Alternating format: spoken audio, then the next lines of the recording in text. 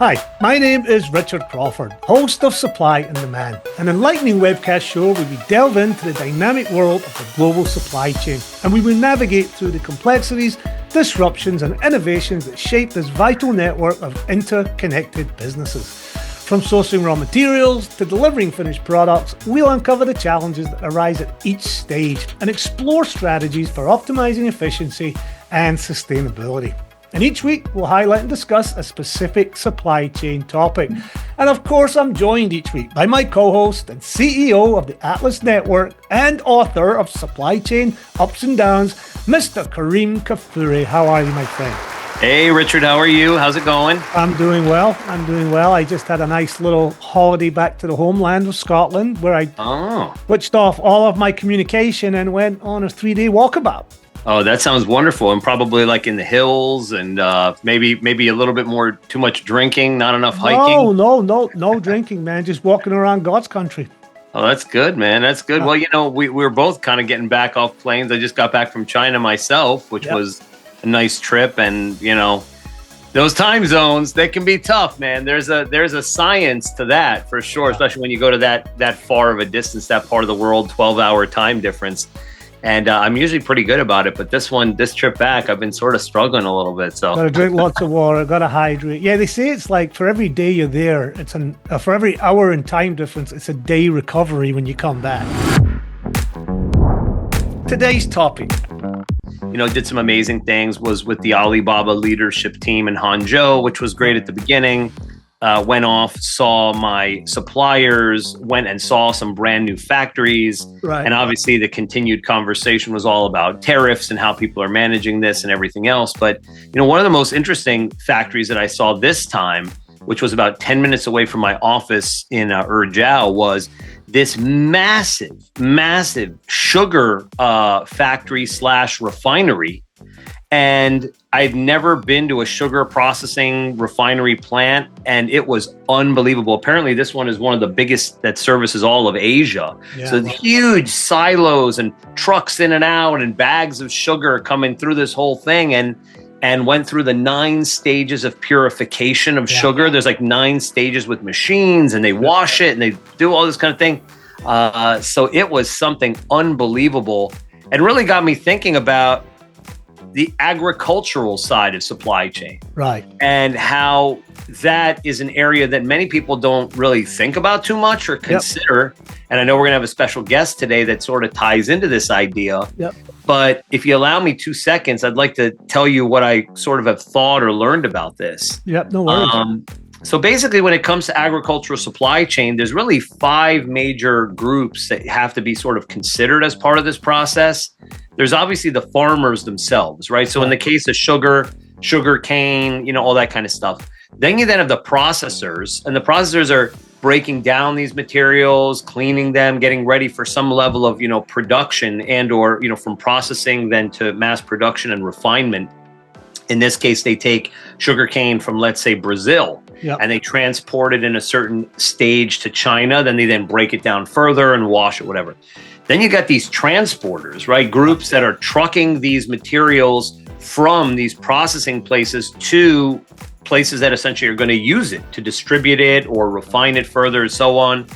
Then you've got retailers, the groups that then sell these products, the sugar or the distributors of the product. Then finally, you have the end consumer. So there's really 5 major entities that are to be considered when you're talking about agricultural supply chain, from the farmers all the way to the consumers and all the levels in between. Right. So I'm very interested to know about our topic today and the gentleman that's coming on, and we can kind of get to know a little bit more about his industry. So we have today with us Pedro Gomez, who's the international brand ambassador for Drew Estate Cigar Company. And it's a company that I know that for many years has pushed the boundaries of cigar culture. And Pedro, like I said, international brand ambassador, he travels the world talking to people about this brand and smoking cigars at the same time, which is something close to my heart. And I met Pedro many, many years ago when I visited Esteli in Nicaragua. And saw the whole process, so it was very exciting. Pedro, a very, very warm welcome to you today to the Supply and Demand Show. Hey, Richard, thank you so very much for having me, my man. It is great to share with you and your audience what is happening in Drew Estate. Well, good, man. I was expecting to see a puff of smoke around you the whole time. But I guess maybe it's a little early in the morning. Maybe it's a little early in the morning for that. Early. Although when I was there, we smoked from 7 a.m. to 1 a.m. Yes, it was a very beautiful time, man. Yeah. Well, Pedro, it's nice to meet you as well. And, I can't tell you how many times on the show people say, "Oh, I love that humidor behind you," and and the rest of it. That's amazing. But it's actually not a humidor; it's a pen holder. But I do. Wow. But I do love cigars, and I had to actually go through a little bit of like a metamorphosis where I started with cigarettes, not really intensely, but a little bit. Then moved to cigars. Loved the thoughtfulness around it, the philosophical ideology, and getting into different brands and styles. And then moved off of cigars to then pipes, and did that for a while. And then when my kids came along, I slowed it all down. But I miss those days of just lighting up a beautiful cigar and just enjoying and having great conversation matched with a good scotch or whatever you want to say. Absolutely, man. And so maybe I'll make a trip and make an exception to come see you in Nicaragua and absolutely and try some. Well, it's never too late to come back, my man. There you go. All right. Well, as long as that's the case. I was just talking about with Richard before, because I just got off a plane from Shanghai a couple of days ago. I was seeing my factories and my different teams that are in Asia. We do a lot of global manufacturing. And one of the plants that we went to this time was a sugar refinery and manufacturer, one of the biggest ones in all of Asia. And it really got me thinking about essentially the supply chain, the agricultural supply chain. Yes. And so what I want to talk to you about today, and I'd love to hear from you a little bit about your thoughts about it, is this process that basically goes from farmers to processors to transporters to then retailers and then finally to the end consumer, right? There's like kind of 5 segments that it seems really pervade the agricultural side of supply chain. Can you tell us a little bit about that as it relates to the cigar industry, your company, and sort of what you look at or deal with when it comes to the agricultural supply chain of cigars? Absolutely, my man. So, Karen, one thing for sure, when it comes to premium cigar, it is a product that is made by hand. Right. From the moment that you start to work with the tobacco seed is the moment that the whole process starts. So the only time where would they use machinery is when they are removing and preparing the soil right in the tobacco fields. Other than that, everything is by hand. And this is a very distinguished thing to mention, because anything that we consume in 2025, everything is automatic from the automatic system. Yep. But cigar has to stay unique in the way how we manufacture. Tobacco has been unique in the way how we grow tobacco that is extremely by hand. And therefore, cigar has been around for centuries. Like, it is incredible to see. When it comes to the supply chain question, everybody depends on everybody. So the tobacco grower depends on having tobacco seeds. Obviously, we the manufacturer, we depend from the tobacco growers, because if they don't have tobacco, or let's say that something happened this year in the tobacco plantation, then you're not gonna have tobacco, you're not gonna make cigars. The retailer or the distributor depends on cigar companies, because otherwise how they're gonna make money of selling product, Right. And so everything depends on everything, and if there is something missing, then the whole thing just stops. So It's unbelievable. Just to go back a little bit, the actual raw material, the tobacco, from a Drew Estate point of view, obviously you have your own tobacco fields there in Nicaragua, and it's a Nicaraguan cigar in essence. But I think in some instances you guys, in some of your blends, I might be wrong here because it's been a long time, but there's supply coming in from other countries, over other borders? We do import a lot of tobaccos from other countries such as Brazil, Mexico, Ecuador, Dominican Republic, Honduras, a lot of regions in the United States, Cameroon, Indonesia. I mean, we are always searching for that particular tobacco. It is crazy to see. And how do you manage, Pedro? Obviously, that's very complicated. And each one of those, anything's out of sync at all, and you can't get the product from that particular place. How do you manage that?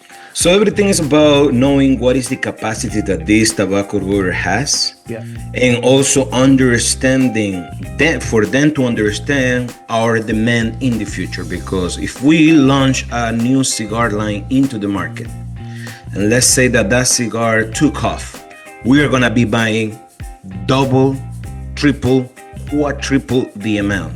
A good example, tobacco that we import out of Connecticut.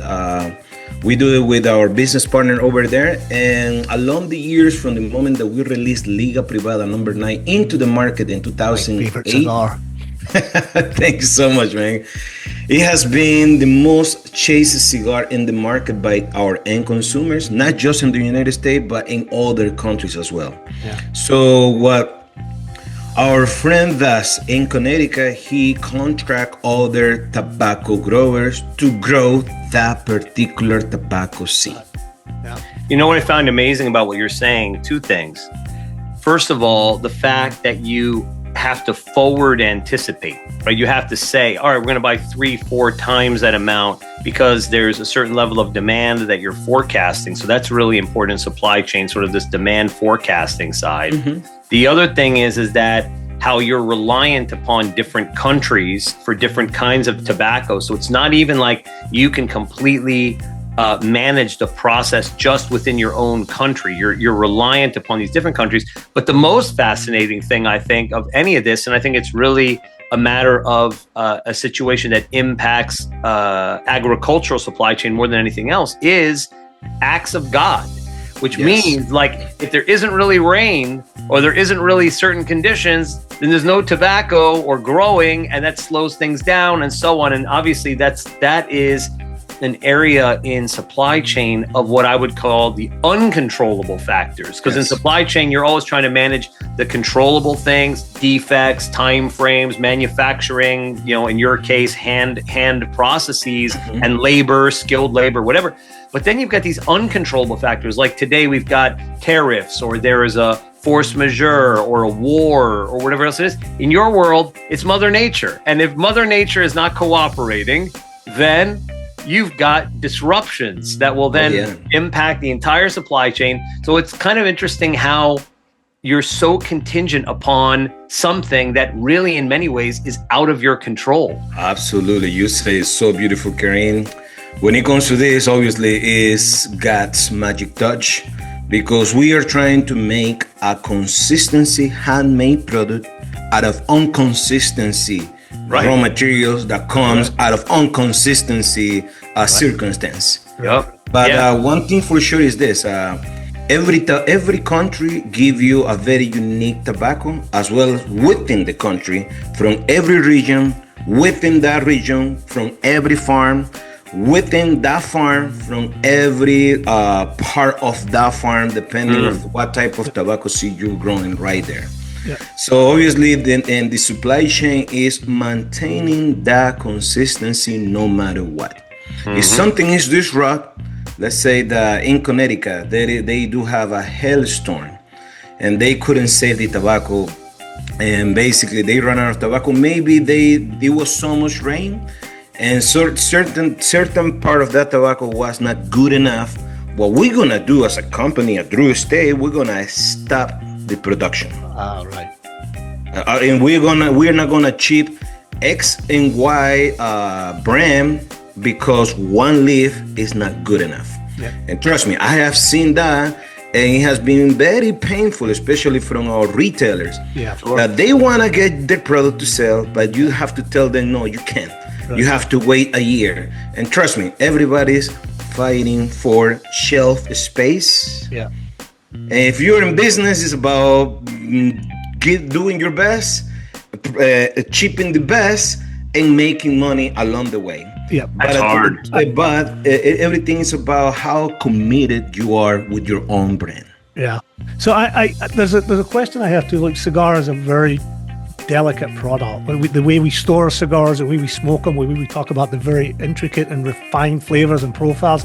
How do you transport that? Like, obviously from the factory, that cigar is made in the factory. It's got all its flavor there. Everything about that cigar leaves the factory. But as I mentioned, it's delicate, right? It's a delicate product. How do you transport it? What's the specialized transportation of that? You mean transportation of raw material, transportation? No, of the final product, I guess. You put it in the box and it heads out. Are the trucks all humidors that are on 4 wheels or 8 wheels? Or oh man, that's a very good question. So as soon as we finish the product and everything is going on master cases, one thing which is, I mean, everybody say the devil is in the details. Yeah. So when it comes to cigar, the beauty is in the details. Right. Because for that cigar to be in those wood boxes, they have to fit perfectly. Right. If there is 1 millimeter, there is like a gap. Just from the moment, because most of our cigars we ship it by sea. In certain scenarios, we ship it by air when there is an emergency or something like that. But most of everything is by container, so everything have to fit beautiful. Right. And now in the master cases, we use used newspaper to fill it up around, so this way those boxes are not gonna be moving around.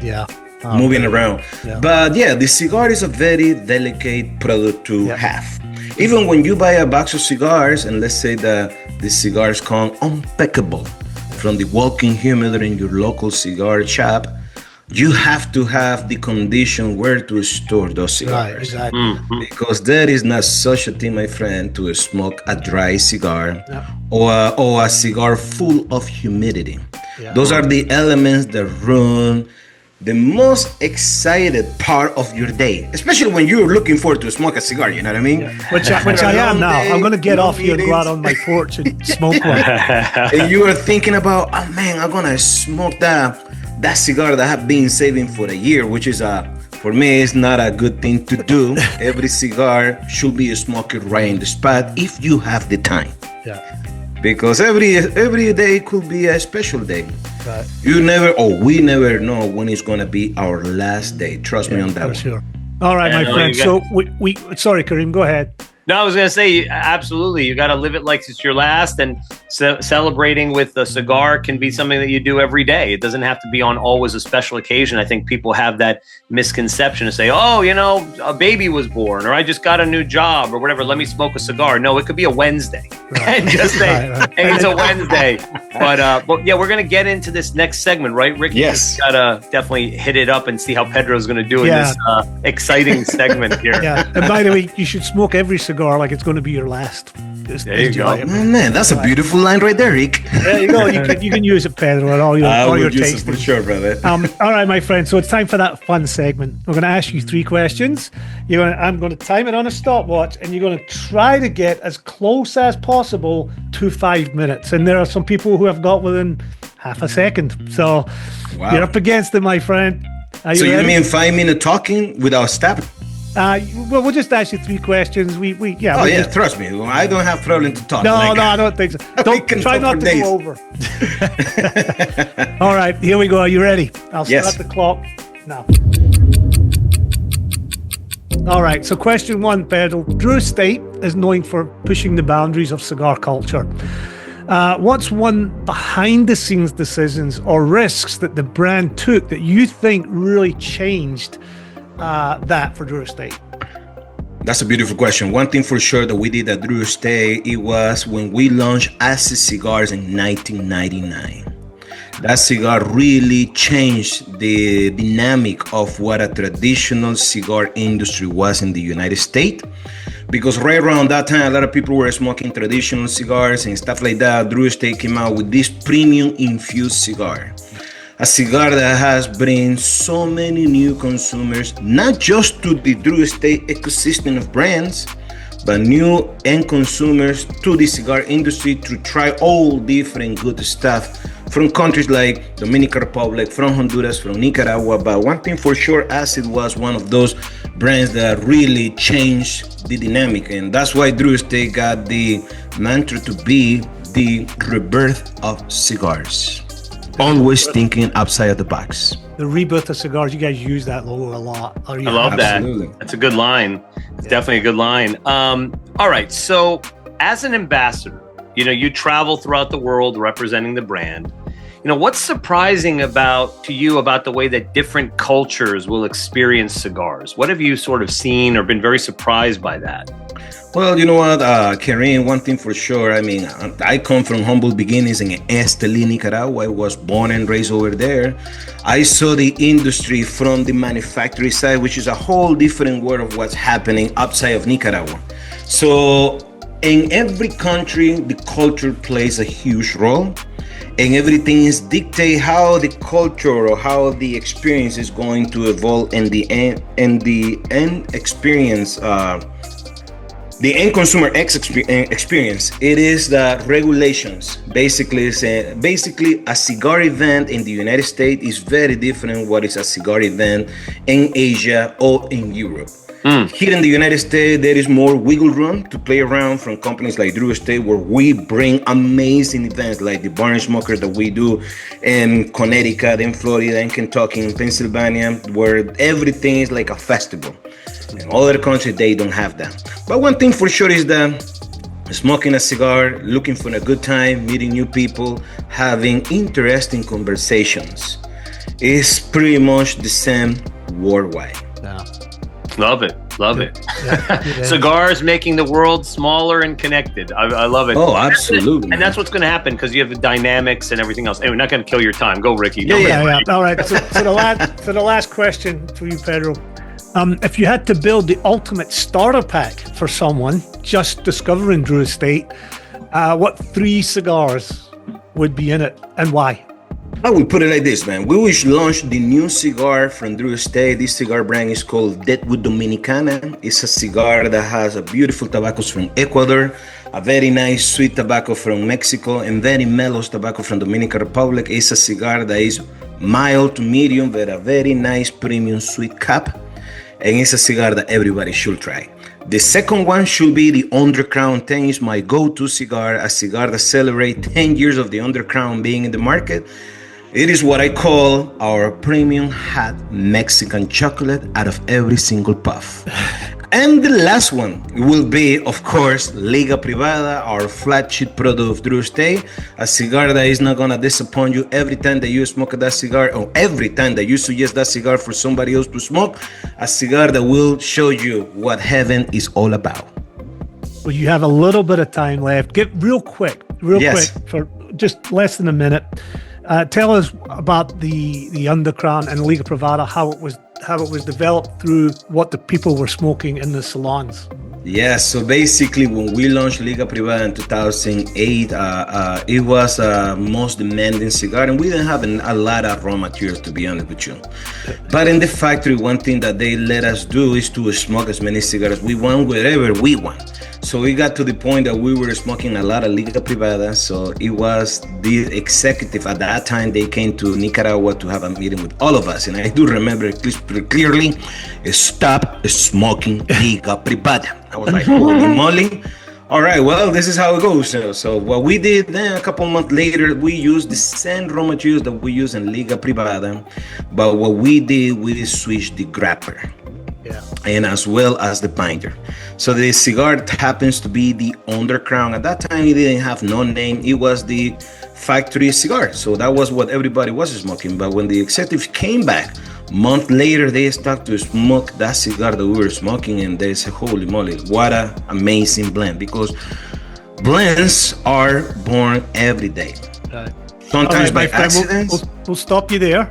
Okay. You went a little over 5 minutes. Not much. Oh, man. Well, that's about good. 5:25. that was pretty good. I had to get you to tell that story, because ultimately, if these people making the cigars are smoking a certain blend, then you know it's a damn good cigar, right? So you need to get that into the market. So that's fantastic. A lot of great insight, Pedro. I encourage anybody who gets the opportunity to go to a cigar factory, whether it's Drew Estate or anywhere else, and just see the process. And tell me real quick, Pedro, how many hands touch a cigar before you smoke it? Dude, it will be. I mean, I've been in the factory, seeing the whole thing, being in different factories. If somebody say 100, another people say it's 200, another people say 300, 400, 500. You know what? One thing for sure is that nobody knows. Only God knows. Right. It is a very intense labor of hands. I can give you a rundown in less than 1 minute how everything goes from seed to smoke. But everything is about, like you get the tobacco seed that comes from the tobacco flowers. You plant those tobacco seed and you start to work with them in the greenhouses. Then after that, you start to transplant those seedlings into the tobacco fields. Then after that, you start to prime those tobacco leaf one leaf at a time. You bring those tobacco leaf and you start to hand them one leaf at a time in the air cure barns. After that, you start to sort those tobacco leaf one leaf at a time. What is the thickness of the tobacco? After that, you have to ferment that tobacco, put it in tobacco hands, building those pilums, rotating those pilums for up to 3 years. After that, you have to put those tobaccos into bales, and after that, if the tobacco bale is ready to go, you have to move that tobacco bale into the production floor. Before that tobacco bale goes into the production floor, you have to have people separating those leaves that has been compact in those bales, because of this way, the guys that are making that cigar are gonna just put in one leaf or a leaf and a half, or 2 leaf. If they start to put 3 leaves that are sticking to each other, the blend is gonna be right there. The draw is not gonna be there. It's gonna be a whole mess. So, and then you got people that are taking 1 leaf at a time and making those, bunching those tobaccos. After that, somebody, a lady, in most of the cases, is going to be passing the grapper by hand. After that, the supervisor is going to come and check 1 cigar at a time in the production floor tables. Then that same production goes the next day to the quality control department, and the quality control people start to check 1 cigar at a time. After that, those cigars goes to the aging cold room, and over there, people are still touching and checking the cigars. Right. After that, the cigar goes to the packaging department. The ladies put the band of the cigar, put the cigars on cello, 1 cigar at a time. After that, the cigar goes into boxes.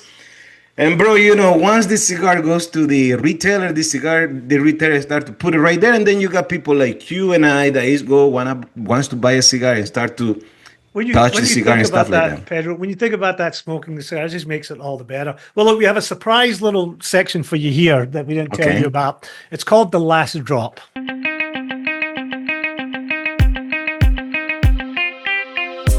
So if you could have a coffee and a cigar with anybody, who would it be, alive or dead? Who would it be and why? Wow, that's an amazing question, because, when it comes to people that have changed history, it is amazing. Yeah. It is about maybe defining the question. It will be like maybe a sport figure, a Hollywood actor, or somebody that changed the history like no other. So who is it, Pedro, for you? Maybe Alexander the Great. Oh, Napoleon. Holy moly. If I'm going to go to the top, let me mention some people up there. Interesting you say that, because we did this at a show where Kareem's choice was Alexander the Great. Look at you guys connecting. That's amazing, man. Connecting the world and making new opportunities in the world in a time where there really wasn't as many, and just really insightful and traveling and just creating. My son's name is Alexander. Wow. I'm a big fan. So that's a good choice. I love history, man. In order for us to understand where we are, who we are, and where we're going, we have to know where our history is. Yeah, for sure. 100%. All right, Pedro. So it's time to wrap the show up, man. I can't thank you enough for coming on. We've only scratched the surface. It's a fascinating world, the cigar world, and I love every cigar that I smoke, especially a Drew Estate. So just let people know how they can find out more about Drew Estate, whether it's social media, emails, and all that stuff. Thank you, Richard. When it comes to Drew Estate, it's so easy to find. You go to www.drewestate.com/events. And there's going to be where you're going to find your events that are happening all around the country every week. I travel all around the country to do events with our different territory managers. Social media, Drew Estate on Facebook, on Instagram and LinkedIn, on YouTube. And then, so we do have that. And also on our website, you're going to find our stories and everything. But please make sure to grab one of our cigars because that Drew Estate cigar is going to tell the rest of the story. There you go. Good choice. And Kareem, how are people going to get a hold of you, buddy? Yeah, absolutely. I mean, for any consulting or any thought leadership, it's just KareemKafouri.com. For the book, it's supplychainupsanddowns.com. And then for any mass production, global solutions, it's my company, theatlasnetwork.com. Awesome. And I don't usually do this, but I have to put a plug out for myself because in June, the season 2 of Leave No Trace, my television show about ecotourism and sustainability, airs on Amazon Prime. So you can watch season 1 there now, and season 2 comes out in June. So thank you, ladies and gentlemen, for watching and listening. And just a reminder that each week we'll have a very special guest on to continue our conversation in the fascinating world of the global supply chain. And don't forget to follow our LinkedIn and YouTube pages at the Supply and Demand Show. See you guys. Thank you very much. Thank you, guys.